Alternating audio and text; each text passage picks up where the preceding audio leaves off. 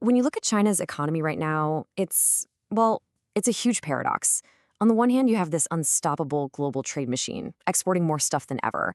But then you look under the hood at what's happening back home, and you see some serious warning lights flashing. So what's the real story? Is China an economic powerhouse, or is it a giant standing on some seriously shaky ground? Let's get into it. All right, so here's our game plan. We're going to start with this tale of two clashing economies. Then we'll dive into the cracks showing up in the foundation at home. From there, we'll look at Beijing's big push for independence, see how that's stirring up trouble around the world, and finally, try to figure out what all this means for the future. Okay, first up, let's really try to unpack this central contradiction, this story of two completely different economic realities that are somehow happening at the exact same time. So let's start with the juggernaut side of the coin. By November of last year, China's trade surplus with the rest of the world hit a mind-blowing $1.08 trillion. I mean, think about that number. It's historic. It's bigger than any full-year total they've ever had. This shows a country that is just dominating the export game, becoming the world's factory floor on a scale we've never seen before. But then you see this, and it's a complete 180. While the export engine is redlining, things at home are slamming on the brakes. Fixed asset investment. That's all the money going into new buildings, factories, infrastructure. It took an 11% nosedive in October. A drop like that isn't just a dip, it's a massive red flag that signals some deep, deep anxiety in the domestic economy. And this quote from the head of the IMF really nails the problem. China is just too big to keep playing this game. Its giant export machine is being fueled by weakness at home. And that's not just an economic strategy anymore. It's becoming a huge source of tension around the globe. So what you have to get is that China's strength abroad and its weakness at home are two sides of the same coin. And that coin is getting really hard to balance. All right, now let's dig a little deeper. Let's really look at those cracks forming in the foundation of the world's second biggest economy. You know, the thing about these problems is that they're all connected. It's like a domino effect. We just saw that drop in investment. Well, that's tied directly to people losing confidence. They're worried, so they're not spending. Then you've got the property crisis, which has been this massive weight on the economy for years. And all of that leads to deflation. Prices are actually falling.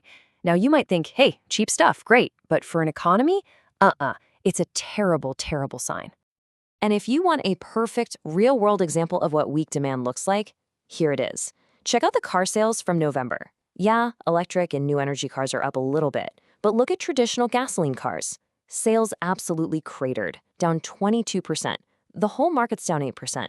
This is crystal clear. Chinese consumers are putting their wallets away. And as for that property crisis, well, the IMF's advice to Beijing could not be more blunt. Let the zombies go away.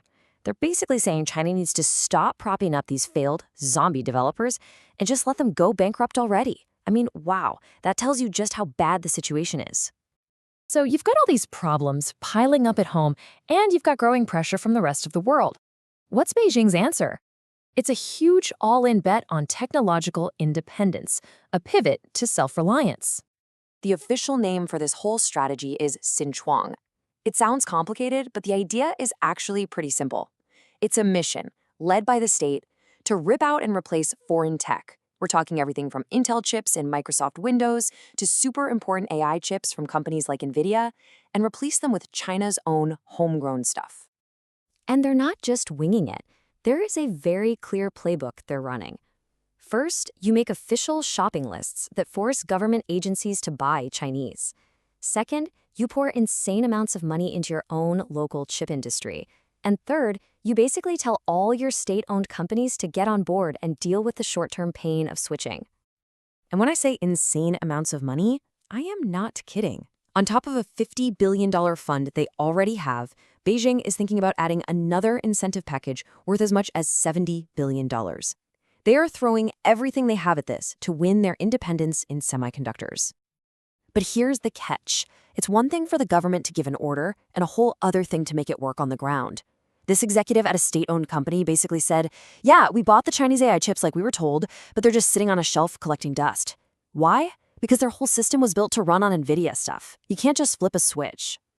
And Beijing knows this is happening. They're fully aware. As this policymaker said, the growing pains are unavoidable. But the message from the very top is crystal clear. We have to get there. For them, this isn't just about the economy anymore. This is about national security. and they are not turning back. So you see the pattern, right? China is turning inward to try and solve its domestic problems. But that inward turn is sending these massive shockwaves outward, and it's creating a whole lot of friction with, well, pretty much everyone else.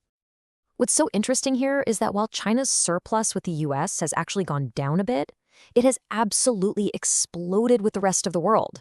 Just look at these numbers for Southeast Asia, for Africa, for the European Union. These huge, growing imbalances are setting off alarm bells in capitals all over the planet. And this isn't just talk. It's leading to real, tangible conflicts. With the US, it's this high-stakes fight over who controls the future of technology. The EU is openly talking about tariffs. With Japan, it's politics over Taiwan spilling into economics. And even countries like Indonesia are getting squeezed in the middle of it all. And just in case you think this is all diplomatic posturing, listen to this. The president of France, Emmanuel Macron, called the situation unbearable. And he explicitly warned of strong measures if China doesn't change course. I mean, the patience of some of China's biggest trading partners is wearing really, really thin.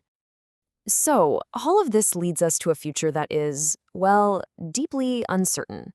China is stuck between a rock and a hard place, trying to fix its problems at home while facing a world that's getting increasingly hostile. It really all boils down to one critical question, doesn't it? How long can China keep this export-first model going when the rest of the world isn't just taking it anymore, but is actively starting to push back? And this analyst, Adam Wolf, he just hits the nail on the head. This new China shock, this flood of Chinese goods, it's just a symptom. The real disease, the root cause, is that weak demand back home. Until China can get its own people spending again, the friction with the rest of the world is only going to get worse. So if you take away just one thing from all this, let it be this. China is turning inward to fix its deep economic problems. But the solutions it's coming up with are creating a brand new and maybe even bigger set of problems with the entire world. The cure is becoming the new conflict. And that leaves us with one last big thought to chew on. Beijing is using all of its power and money to build this self-reliant economic fortress, one that's designed to protect it from the outside world. But in our world, which is so deeply interconnected, where everything from microchips to markets crosses borders, you have to ask, can any fortress, no matter how strong, really and truly stand alone?